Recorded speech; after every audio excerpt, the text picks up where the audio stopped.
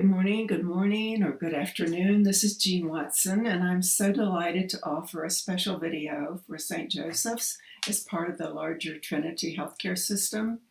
It is my honor and privilege to know that you're using my theory as part of your professional practice model and really advancing nursing at its fullness for its own maturity as a distinct care and healing and health profession.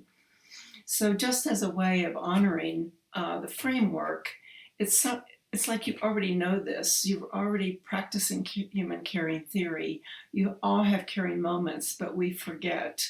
And they're ad hoc. They're not named. They're invisible often, even to ourselves. So by moving these caring moments from the ad hoc margin to a new center with the framework of the ethic, the values, the philosophical foundation, the worldview, the expanded epistemology of knowledge and what counts as knowledge, which expands our whole paradigm.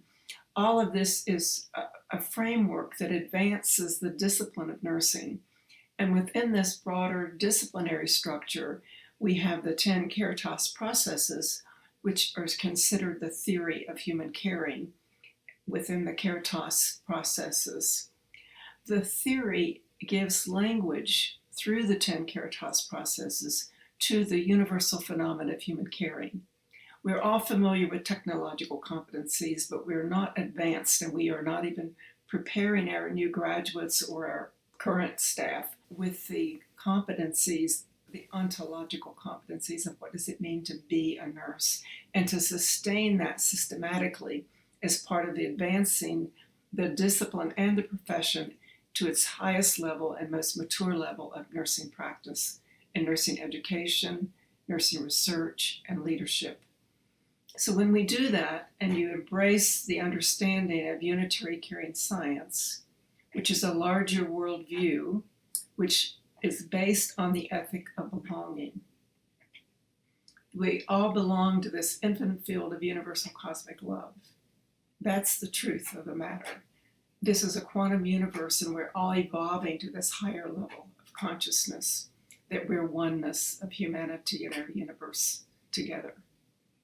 And with that as a starting point, we have a unitary framework, which is really a quantum universe.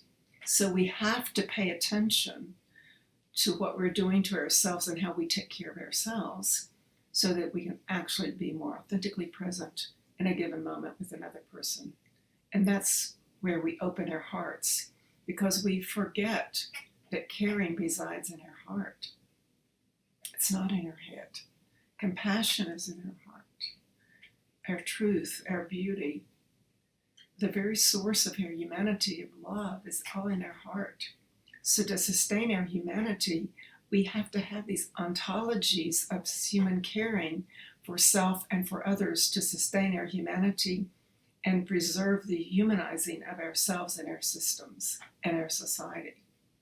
So with that simple backdrop, there's more to this than just the ethic of belonging, because we also have the ethics of face, which is one of the other major principles of caring science, as I have elaborated on it.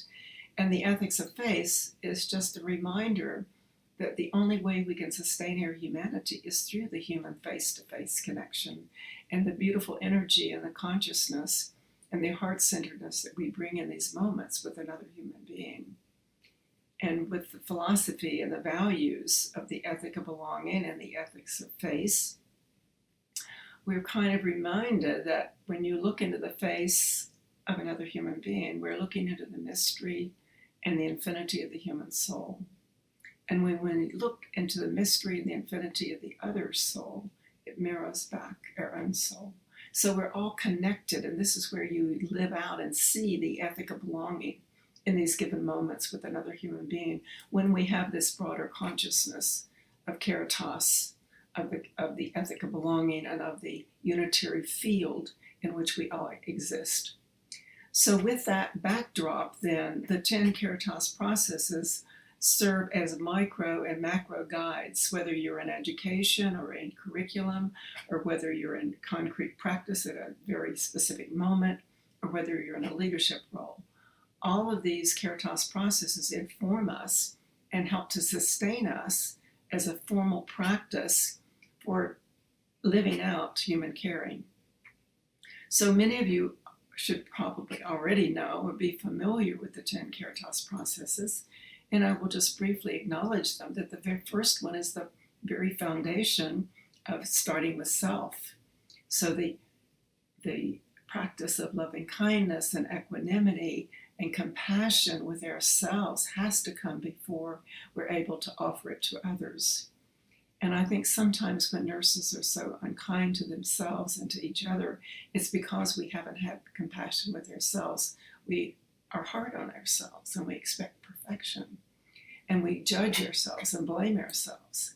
So we have to accept we're not perfect. And so we're having compassion for ourselves and knowing that we're doing the best we can do under these circumstances. But we're also evolving to a higher level of consciousness.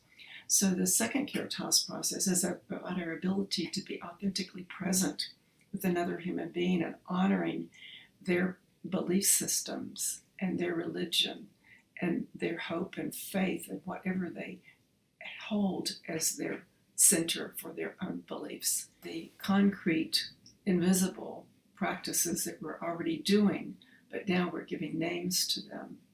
The authentic presence and the facilitation, enabling the belief system of another human being.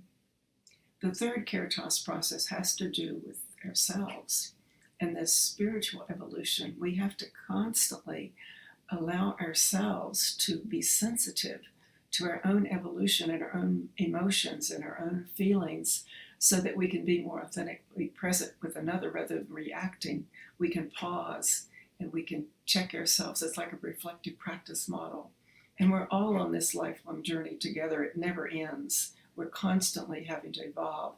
And when we evolve spiritually, we're getting closer to the consciousness of love, which is a belonging that holds this consciousness of love at the highest level.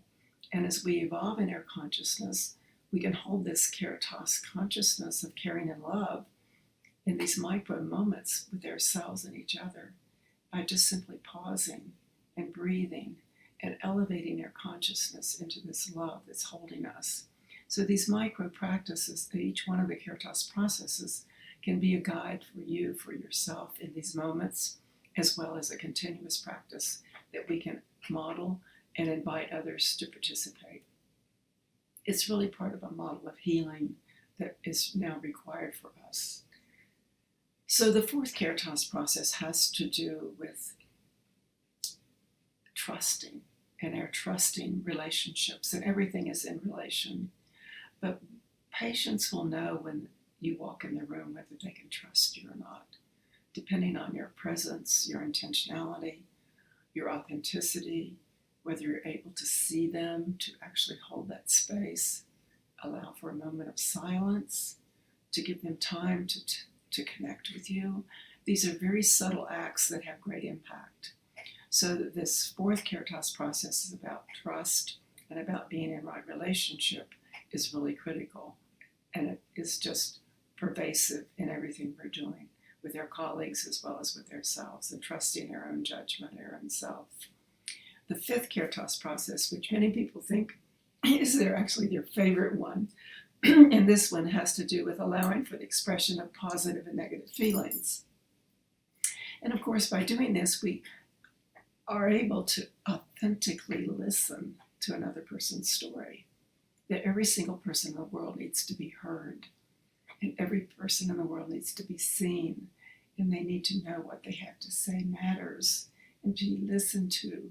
And so by holding this sacred space and allowing for them to tell their story is such a healing act, because often our minds are so full with the script of our ego or our fear or our anxiety that we don't even hear ourselves. So when you can hold that sacred space in silence and allow another person to just be heard, it is absolutely a beautiful experience. And we do that by listening to their story. And you, in these instances, you may be the only person to hear their story. So it can actually be a turning point for you as well as for them. So the sixth Caritas process has to do with of course, very involved in scientific processing and the nursing process and so forth, but that's a linear kind of model. And so in Caritas consciousness, we acknowledge that, but we actually also are relating to the not just the nursing process, but the strengths and the creativity of that other person and of the process. And nurses have been creatively dealing with nursing process for thousands of years, or at least hundreds of years. But now we actually pay attention to it and we think about strength-based nursing. Every person in the world has strengths. So from the sixth Caritas process, we go to the seventh one, which is about education and in practice. But nurses have always had an educational role. But here we acknowledge that just giving information is not knowledge. And knowledge is not necessarily understanding. And understanding is not necessarily relevant if they're not going to be using it and embodying it and making it their own. And that leads to wisdom, where you integrate all of who you are and all of your experiences into your own action. So this too is part of allowing for the working from the patient's or the other person's frame of reference rather than ours, and actually engaging in this process that is a mutuality, is a transpersonal process. And once you have that movement, you're moving toward a coaching model. We're beginning to coach nurse patients in terms of self-caring, self-knowledge, self-control, even self-healing approaches, moving away from the medicalization of patients at all cost.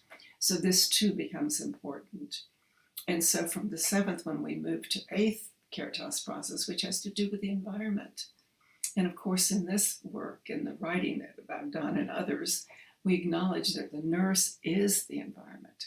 Our consciousness, our intentionality, our heart-centeredness, our ability to be present and listen to another person's story. All of this is part of a gestalt. It's like the caring moment transcends time, space, and physicality. And it's all part of that environmental field. It's a unitary field. So the nurse in her higher consciousness, hopefully with this Caritas consciousness, we actually can repattern the field by elevating the energetic frequency in that moment with another human being. And of course, now hospitals are very attentive because of nursing burnout and all the crisis we have with shortage, etc., is to have healing environments and create healing environments for nurses where they can have their own space, for their own sacred space, for their own healing and their own self-care. So we move from the eighth one to the ninth one, which has to do with basic needs. And of course, that's one of the most familiar of nursing's history, is being able to touch the human body. But here, these basic acts of basic care are actually sacred acts. And so again, we're not just touching the body and helping with the bodily functions. We're touching the heart and the soul and the very source of that person's identity. So this too becomes a sacred act. And the 10th one has to do with, we don't have all the answers. We have to be open to these miracles and mysteries and the spiritual dimensions of people taking care of themselves in ways that we may never understand, or even allowing for interventions or intercessory possibilities that indeed happen, because we witness miracles every day, pretty much in our life and our work. So those are the 10 Caritas processes, but they're framed within a broader context of unitary caring science, which is an evolved model of science that has a different starting point, the ethic of belonging versus one of separation. And it is formed with a unitary worldview, expanded epistemology. It gives language to the phenomena of what does it mean to be a nurse versus just go in and do nursing. And so therefore it is an ontology of being a nurse. And these are universal practices. And when we can engage in these at the micro and macro level, we literally are repatterning ourselves and our system if not society. So I invite you to continue to participate in this and to know that 5 of these 10 Caritas processes have been factor analyzed down to measurement tools, which is the Caritas measurement scale, asking patients as well as others, was your care delivered with loving kindness? Did you have a trusting relationship with your practitioner?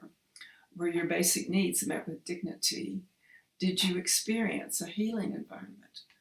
And were your values and beliefs honored? So these providing a full circle of knowledge from the basic worldview, the philosophy, the ethic, the values, the language, and if you don't have your own language, you don't exist, and therefore the guide at the micro, macro level, all the way through to patient outcomes and the measurement tools. So we have a full circle of knowledge to advance nursing at its most mature disciplinary level and to really create practice models that you're doing there in a way to elevate nursing to practice at its fullest level as a unique caring, healing, and health profession. So I applaud you, I celebrate you, and it's my heart is going to you at this time. So namaste and all good blessings, and thank you for letting me be part of this work. Jean.